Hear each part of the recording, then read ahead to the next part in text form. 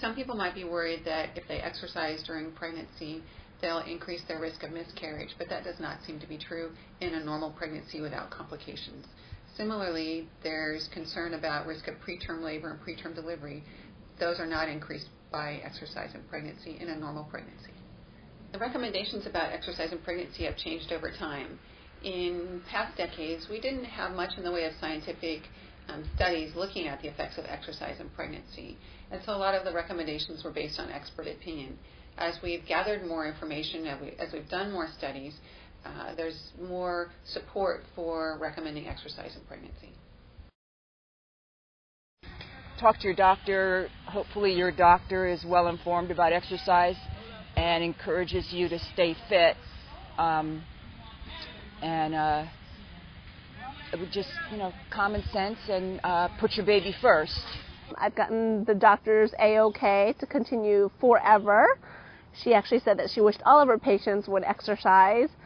The American College of Obstetrics and Gynecology recommends some sort of exercise to raise a woman's heart rate, so aerobic exercise, 30 minutes at a time on most, if not all, days of the week. So exercise that would be safe during pregnancy that would do that would be walking. Walking is an excellent exercise. Swimming is very easy on your joints, hard to get overheated. A stationary bicycle would be a good choice for pregnant women as well. Pregnant women should avoid exercise that involves bouncing or jolting or risk of fall or blows to the abdomen. So things that would fall into that category would be things like horseback riding, something that might turn into a contact sport like basketball. I cleared it with my doctor as far as teaching the class. During my last pregnancy, my doctor indicated that I could keep taking the classes. I would just have to drink more water and rest if I needed to and keep my heart rate at a certain pace. With the teaching, he said the same thing, just to make sure you take frequent breaks and drink as much water as you need. I know my body, so if I get tired, I just sit and rest a little bit. But as far as my doctor giving me the okay, he said to do it as long as I can. Limiting exercise to 30 minutes would seem the safest thing to do, at least at one time. Women should stay well hydrated. They should avoid exercising in a hot environment, so a temperate environment is preferred. If they're going to monitor heart rate, that should be the same guidelines that we use outside of pregnancy. My doctor was well aware that I was an aerobics instructor before I got pregnant, and mostly his advice was along the lines of your body will tell you when it's too much, your body will tell you when to stop.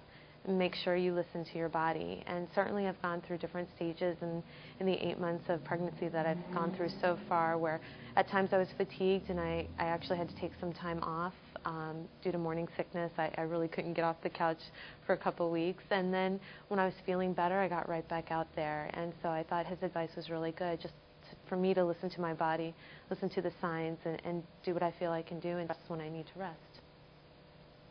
If a woman experiences breathlessness, she is exercising to the point where she can't hold a conversation, she's probably exercising at too high of an intensity and she should slow down a bit.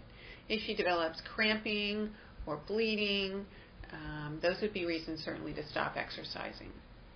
Women who want to exercise in pregnancy should talk to their doctors about exercising in pregnancy. There are some women who we might restrict from exercising. Those would be women, for instance, who haven't exercised before pregnancy. Those women should start slowly. Women who have, say, lung disease or heart disease might be restricted from exercise in pregnancy. If there's any health concerns, the woman should talk to her doctor. It probably is healthy also for after the birth, just in terms of being in a routine of exercising, feeling fit. And also I know that, women are, I don't know firsthand, but I've heard that women are a little self-conscious while they're pregnant and, feel fat or whatnot. But so that probably helps with their psyche. During my last pregnancy, I stayed active throughout all 9 months. I wasn't teaching at the time, but I was taking spinning classes approximately twice a week, and I did prenatal yoga up until my last month. So I did it throughout my 3rd trimester. Well, as far as my last pregnancy, which is the only thing I can compare it to, when it got to the point of actually pushing and the active labor, as far as I think that's what the name of it is called, I was able to, I think I had more endurance. I don't know if that's the word to use, but I had more endurance. I was able to I really combined the actual aerobic part of it and pushing and the yoga as far as the breathing. So I think that both the yoga and the fact that I was still so active and had high endurance, I was able to last and push for as long as I did, because the actual delivery of my first daughter was long. As soon as the 3 months were up, I was able to come back to the gym and start my aerobic training and my weights, and I think it did help me recover and lose the weight faster. I really believe that if you remain active, it does help you recover and gain and lose the baby weight faster. That and breastfeeding. Pregnant women who exercise are less likely to have excessive weight gain and gestational diabetes. There may be benefits during labor and delivery. I think they have an increased stamina and endurance compared to someone who doesn't exercise. They may have a slightly higher pain threshold than someone who doesn't exercise. They overall probably have a slightly shorter duration of labor. When I play tennis, I think my baby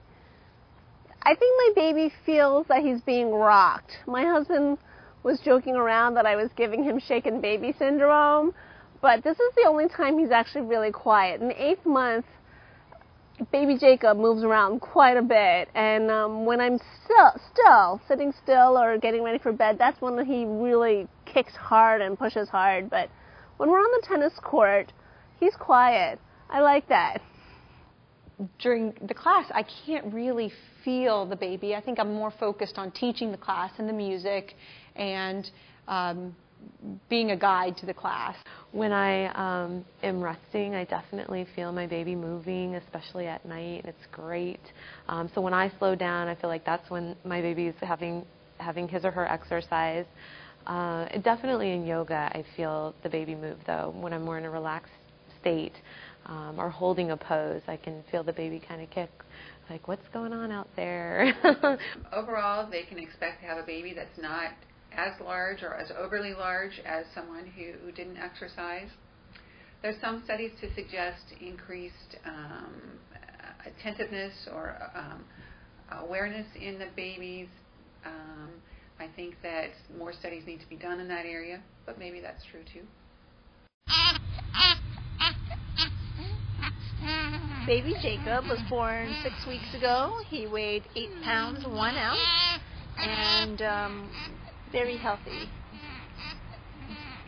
I think baby Jacob likes the walks that we go on, as long as I carry an extra bottle for him or make sure that his hunger is assuaged when he starts whimpering for it. So we really enjoy our walks. It gives us a chance to go out and enjoy the fresh air and bond together. We plan to teach him how to play tennis as soon as he can hold a racket. We tried to buy a tennis baby mobile, but they did not sell any such item at the local Babies R Us. We were very upset about that. I'm going to have to become creative and make our own tennis ball mobile, get him in the tennis ball, turn him into a tennis junkie soon.